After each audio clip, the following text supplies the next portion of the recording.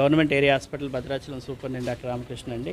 నిన్న సడన్గా general ట్రాన్స్ఫర్స్లో area hospital నుంచి చాలామంది రెగ్యులర్ డాక్టర్స్ ట్రాన్స్ఫర్ అవ్వడం జరిగింది.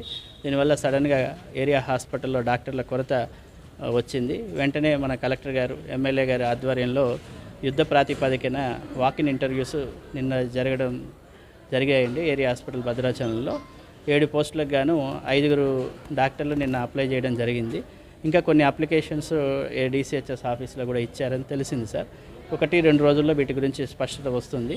అదేవిధంగా ఒక 3 డాక్టర్లని కాంట్రాక్ట్ పద్ధతిన ఇమ్మీడియట్గా గవర్నమెంట్ నియమించడం జరిగింది. ప్రస్తుతానికైతే డాక్టర్ల కొద్దిగా కొరత ఉన్నమాట వాస్తవమే, కానీ హాస్పిటల్ అయితే నడుస్తూ ఉంది.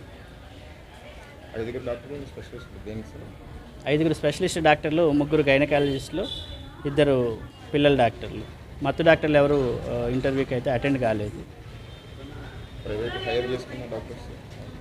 ప్రైవేట్ హైర్ ఇంకా దీనిని బట్టి గవర్నమెంట్తో మనం మాట్లాడాల్సి వస్తుంది. ప్రస్తుతం ఎంతమంది ఆల్మోస్ట్ రెగ్యులర్ డాక్టర్లుగా 34 మంది డాక్టర్ల వేకెన్సీస్ ఉన్నాయి రెగ్యులర్ డాక్టర్లది. అదేవిధంగా నర్సింగ్ స్టాఫ్ నర్సులు 41, 54కి 41 వేకెన్సీలు, హెడ్ నర్సులు 9 మందికి 7 వేకెన్సీస్, రెగ్యులర్ పోస్టులు అయితే ఉన్నాయండి. ఓకే.